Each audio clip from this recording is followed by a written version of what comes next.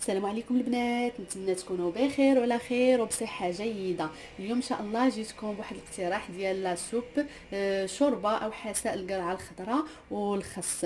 هاد الشوربه كتجي سهله وبنينه وصحيه، وانا عارفه هذا المكون هذا غيجيكم شويه غريب، ولكن صدقوني كتجي زوينه وبنينه. بلا ما نطول عليكم ندوزو المقادير وطريقه التحضير. كنحتاجوا 500 غرام ديال القرعه الخضراء مقطعه. كنحتاجوا جوج ديال البرويات مقطعين او البصله العاديه.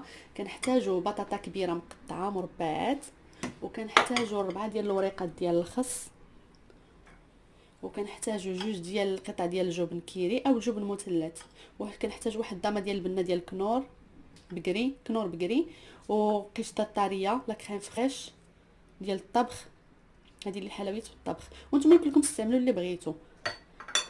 وكنحتاجوا جوج معالق كبار ديال الرز، وجوج معالق كبار ديال القزبر ومعدنوس، وكنحتاجوا جوج معالق كبار ديال الزبده والملح والفلفل الاسود.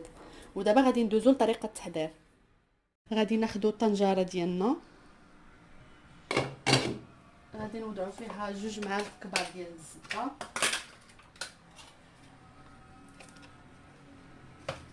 جوج معالق كبار ديال الزبده،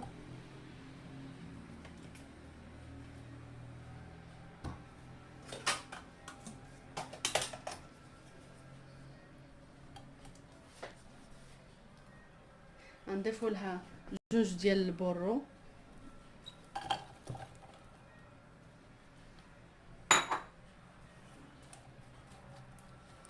ونخليهم يتشحروا شويه. وهي من الافضل باش تجيكم لا سوب زوينه، بقاو تشحروا الخضر هي الاولى، عاد ضيفوا لها الماء، ما تضيفوش كلشي في خطر.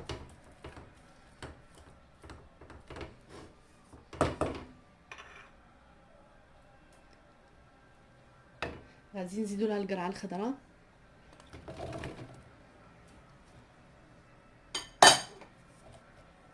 ونزيدوا بطاطا،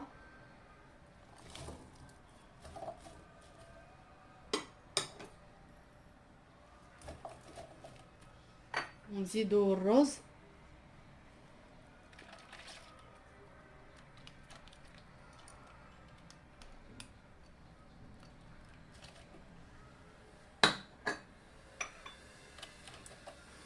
ونزيدوا الربيع،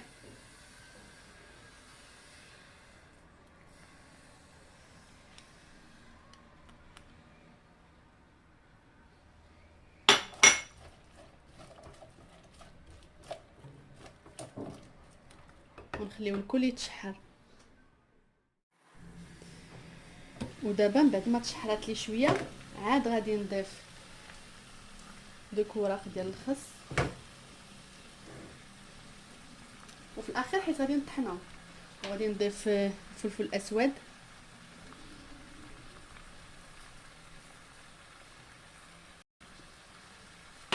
ونضيفوا الملح، قليل من الملح حيت غادي نضيف هاد الكنور ديال البقري، غادي نحط الكنور ديال البقري،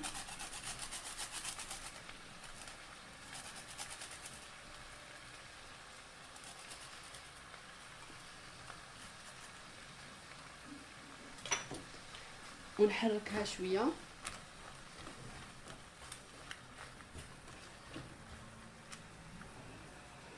وغادي نضيف الماء، نصف لتر من الماء،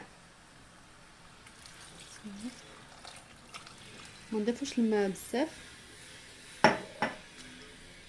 وغادي نخليوها طيب واحد 10 دقائق، 10 دقائق حتى ل 15 دقيقه. اصلا هاد لي سوب ما تيبغيوش الطياب بزاف، هاد الخضر هذا تيبغيو يحافظوا على الطراوه ديالهم. خليهم واحد 15 دقيقه ونرجع معكم.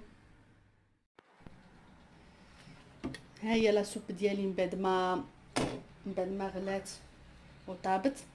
غنقلبوها، نقلبوا القريعه واش طابت الخضره. ها صافي طابت. دابا غادي ندوزو باش غادي نطحنوها في الميكسور. وها هي لا سوب دابا غادي نطحنها. غادي نضيف لها جوج ديال الكيري، واللي ما عندوش يدير جبن مثلث.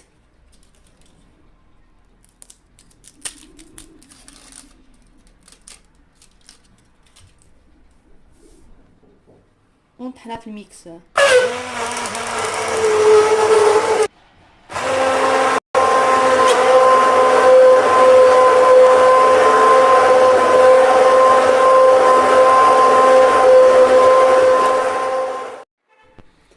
ونضيفوا لها لا كريم فريش، كاس ديال لا كريم فريش. واللي ما عندوش لا كريم فريش يمكن له يعوضها بكاس ديال الحليب.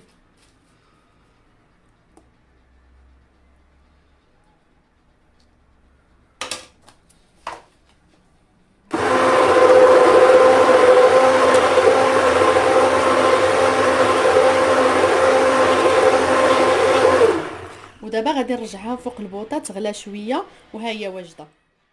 وها هي لا سوب ديالي كنوضعها فوق النار على عافيه مهيله واحد 5 دقائق على ما تغلى وهي واجده. وكنضيفوا لها الملح الا خاصها الملح، وانا كنضيف لها القليل من الزعتر كيعطيها واحد البنه رائعه.